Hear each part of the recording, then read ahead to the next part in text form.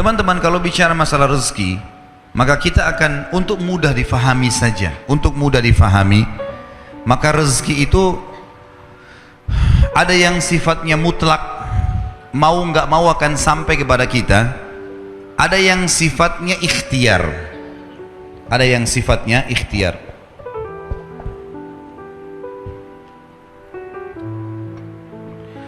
Kalau yang mutlak, teman-teman sekalian, mau nggak mau datang kepada kita. Biarpun kita lagi duduk di rumah, maka rezeki itu akan datang. Seperti misal, mata kita sekarang menangkap cahaya, hidung kita menarik oksigen, telinga kita menangkap suara, energi di tubuh kita pada saat kita mau bergerak, kita mengeluarkan proses makanan yang habis akan dibuang, kotoran, tinja dan air seni, rezeki datang. Ada juga rezeki-rezeki yang lain selain daripada itu, seperti misalnya kita lagi duduk di rumah, tetangga antarin makanan, nggak pernah pesan, nggak pernah apa-apa, tiba-tiba dikasih. Orang tua kita banting tulang, begitu mereka meninggal kita dapat warisan, ya. Ada rezeki yang mutlak. Kita lagi masuk ke restoran, tiba-tiba ada teman juga masuk, dibayarin, ditraktir. Kita nggak pernah programin sebelumnya. Namanya mutlak, pasti sampai ke kita.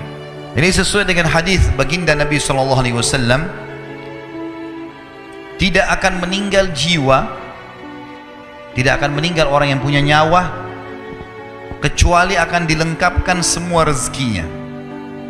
Ada orang subhanallah pas sudah tua sekali dapat warisan, tiba-tiba jadi kaya, ada saja. Ada orang bertahun-tahun sakit, sembuh di akhir hidupnya, kuasa Allah, rezekinya pasti sampai kepada dia. Ada hadis yang lain berbunyi, kalau seandainya seseorang di antara kalian, hadis sahih riwayat Imam Ahmad setahu saya, kata Nabi SAW, kalau seandainya seseorang di antara kalian lari dari rezekinya sebagaimana dia lari dari kematian, maka rezekinya akan datang kepadanya sebagaimana mati akan datang kepadanya. Itu maksudnya adalah mutlak, sampai kepada kita, mau nggak mau akan datang rezeki itu. Ada rezeki yang kedua, teman-teman, namanya rezeki ikhtiar, berhubungan dengan ikhtiar kita. Jadi rezeki ikhtiar ini memang harus melalui usaha, upaya. Seperti misal ada orang sudah S1, dia kerja jadi dosen di kampus, dapat gaji 5 juta. Dia ingin lebih besar gajinya, dia lanjutin S2. Ikhtiar dia bukan?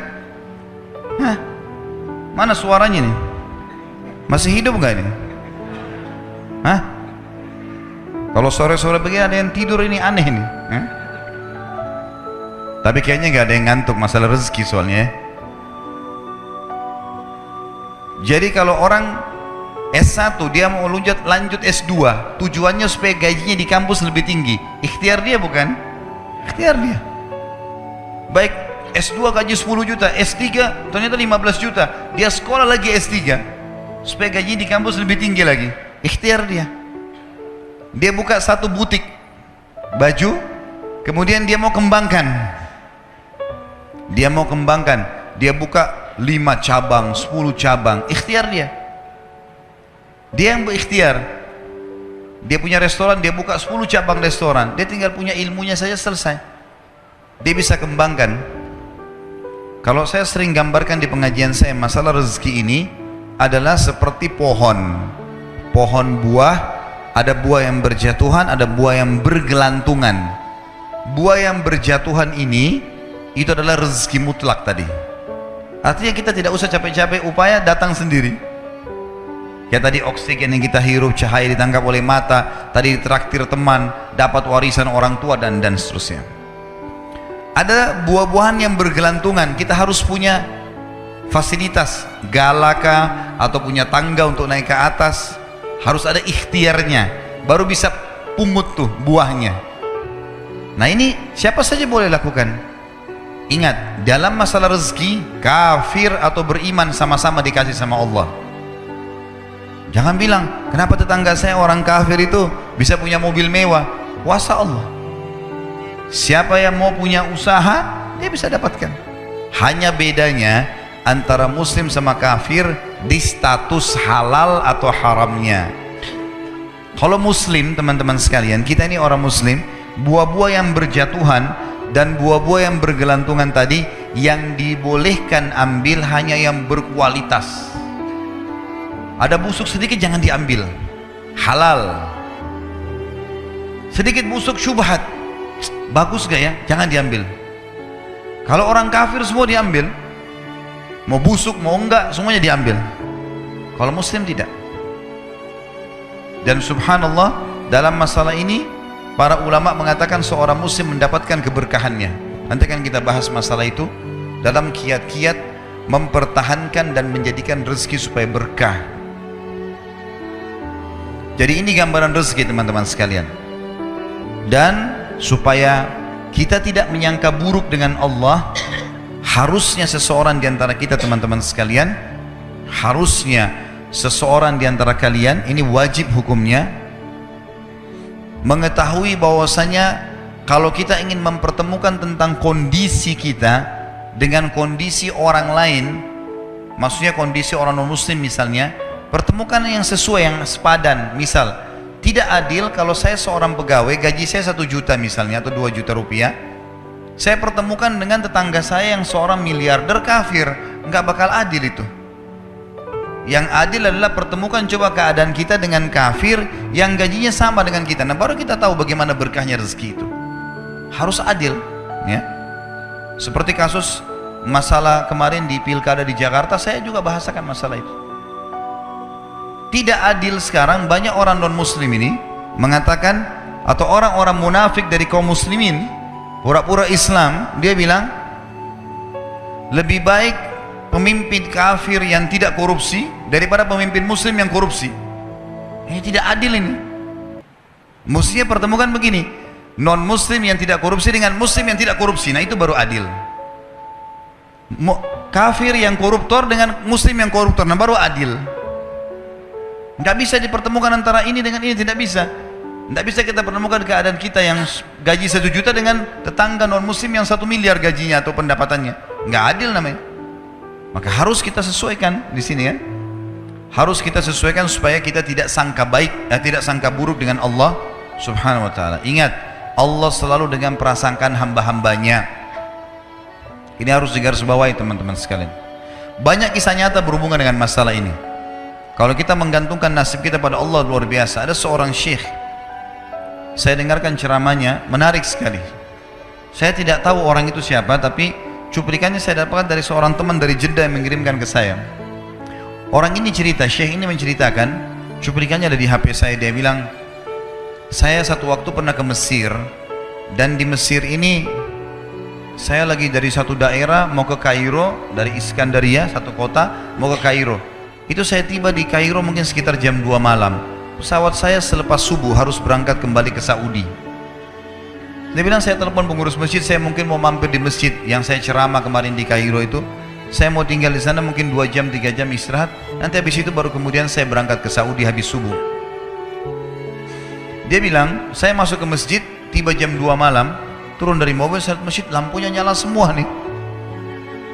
Kemudian setelah saya masuk masjid, saya temukan ada orang di mihrab, imam, lagi sujud, nangis-nangis. Dan luar biasa, tangisannya itu kalau orang dengar membuat orang yang dengar pun mau menangis.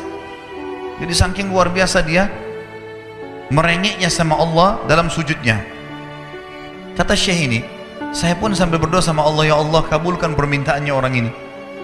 Walaupun saya belum tahu apa yang diminta gitu. Dia bilang selesai dia sholat, saya dekati dia, saya bilang, Masya Allah, doa apa ini? Luar biasa ini.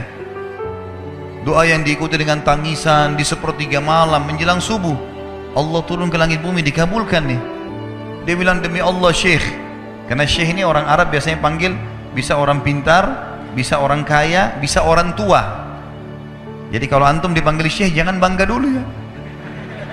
Karena banyak maknanya itu, ya. Jadi dipanggil syekh. Dia tidak tahu, biasa juga di Saudi begitu ya. Kalau ada orang kita tidak kenal dipanggil syekh, syekh sini syekh. Walaupun antum bukan syekh sebenarnya gitu, ya. Maka dia bilang, demi Allah syekh. Dia tidak tahu kalau ini orang memang ulama gitu. Istri saya sekarang lagi dirawat di rumah sakit dan saya harus bayar 14.500 jenih atau ponnya Mesir. Saya harus bayar rumah sakit, kalau enggak istri saya enggak bisa dioperasi. Ini sudah parah sekali. Kata syekhnya, jadi gara-gara itu kau sujud sama Allah. Dia bilang iya, lanjutkan nangis sama Allah. Allah tidak akan menyanyiakan orang yang ikhlas minta padanya. Lanjutkan, nikmati sujudmu, pasti Allah akan berikan jalan keluar. Dia bilang iya, baik. Orang itu dia bilang kembali lagi ke mihrab, nangis lagi, sholat sujud sama Allah. Ya Allah, dan dalam doanya begitu, ya Allah, istri saya mau dibayar besok rumah sakitnya, jumlahnya sekian, saya tidak pegang uang satu jenih pun. Ini 14.500 jenih, banyak sekali. Maka dia bilang, orang ini bilang baiklah kalau begitu. Syekhnya ini bilang, saya mau tidur dulu, saya istirahat 1 jam, menjelang azan subuh dia bilang, ada marbot masjid datang bangunin saya. Sudah azan, saya sholat qobliyah, sholat sunnatul fajr. Waktu iqamah, pengurus masjid tahu kalau dia ini ulama, dipanggil, dia bilang, Syekh tolong jadi imam. Dia bilang, saya capek, baru istirahat 1 jam, 2 jam malam, biarlah imam. Dia bilang, tidak apa-apa, ayat-ayat pendek aja, baca surah-surah pendek aja. Kata Syekh, baiklah. Dia bilang, saya baca surah-surah pendek. Rupanya mikrofon masjid karena keluar di luar, ada satu pengusaha Mesir, apartemennya itu dekat masjid, dan dia suka ikuti ceramahnya Syekh ini di YouTube. Dia bilang, turun dari apartemennya, ikut sholat berjamaah di masjid, karena dia kenal suaranya orang ini gitu. Begitu selesai sholat, dia bilang, saya lagi zikir, datang orang itu. Dia bilang, Syekh, ahlan wa sahlan di Mesir, saya salah satu penggemar Anda di YouTube, dan saya dengar suara tadi. Saya tadinya mau sholat di masjid lain, saya ke masjid ini. Dia bilang, Syekh, saya mau minta tolong satu hal. Kata Syekhnya, kenapa?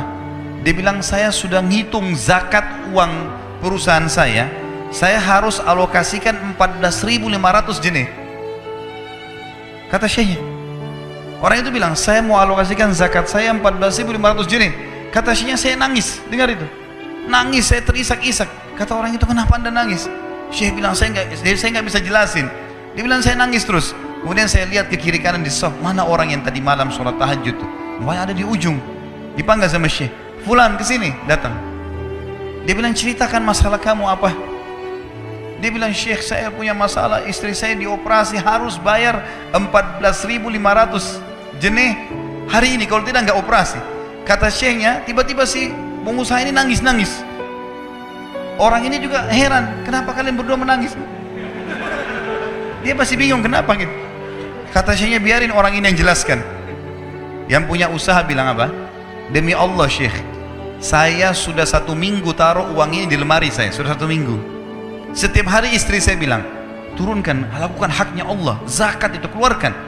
Dia bilang, saya ingin dapat 1 orang yang saya kasih langsung daripada saya bagi-bagi. Saya mau 1 orang saya kasih, selesaikan masalah dia, dan Allah selamatkan saya di akhirat. Orang ini jadi nangis. Orang yang punya minta butuh nangis. Kata pengusahanya, ini uangnya, silahkan 14.500. Semoga Allah selesaikan urusan saya di akhirat gara-gara saya bantu kamu. Kata Syekhnya, demi Allah yang terjadi, orang ini yang orang yang punya uang ini, yang dikasih uang, dia tiba-tiba lupakan saya dan lupakan si pemilik uang. Dia langsung angkat kepalanya ke langit sambil menangis mengatakan, ya Allah, aku mencintaimu. Terpenuhi kebutuhannya, gitu kan? Kuasa Allah. Teman-teman, cuman kita selalu buru-buru. Kalau seseorang kita di perusahaan mau dinaikkan gajinya saja, mau naikkan jabatannya, dia harus tulis permohonan. Tidak mungkin juga baru hari ini dimasukkan kemudian ketuk ruangan dirutnya, mana permintaan saya kemarin, atau hari ini, nggak mungkin. Seminggu dia sabar, 2 minggu dia sabar, dengan berharap datang panggilan. Kenapa dengan Allah subhanahu wa ta'ala kita tidak begitu, teman-teman? Banyak orang buru-buru, dan kebanyakan orang mau menggantungkan permintaannya kepada Allah hanya pada hal-hal yang kecil, hal yang besar tidak, atau sebaliknya, hal yang besar, hal yang kecil tidak. Kenapa tidak pernah minta sama Allah dikasih motor, dikasih mobil, dikasih rumah? Kenapa hanya minta kalau penyakitnya dihilangkan baru kembali kepada Allah? Itu pun seringkali kita jadikan Allah nomor 30, teman-teman sekalian. Ke dokter ini, ke dokter itu, resep ini, resep. Nanti kalau sudah mentok nggak bisa sembuh baru sholat tahajud. Hah? Salah. Islam mengajarkan kita apa? Sebelum makan berdoa, sebelum tidur berdoa, sebelum aktivitas berdoa, sebelum ke dokter doa dulu supaya Allah jadikan kesembuhan. Karena dokter resepnya cuma semoga lekas sembuh. Tidak ada pasti sembuh. Makanya teman-teman sekalian, kembali kepada Allah adalah jalan yang paling luar biasa gitu. Coba merengek kepada Allah SWT, Allah pasti tidak akan pernah memungkiri janji-janjinya.